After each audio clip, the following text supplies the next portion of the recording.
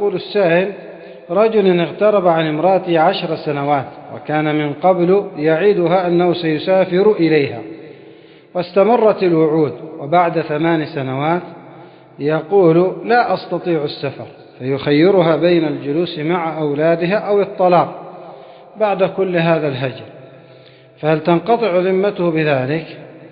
الجواب: لا تنقطع الذمة بهذا العمل، عليه أن يتحلل منها أولا عن ظلمه لها في الانقطاع في هذه المدة كلها مع المواعدة، لا يجوز له ذلك. وأما كونه خيرها بعد هذا الظلم العظيم فلا يخرج من هذا الظلم إلا بالمسامحة والعفو منها، وهذا إذا كان يرسل النفقة ولا يقصر من حيث النفقة، وإلا فلا يتحلل أيضا إلا بإرسال النفقات التي حجزها. والمرأة بعد هذا كله لها أن تطالب بالطلاق، فإن أحبت أن تبقى على هذا الحال فهو قد خيرها، وإذا اختارت أن تبقى على هذا الحال فشأنها،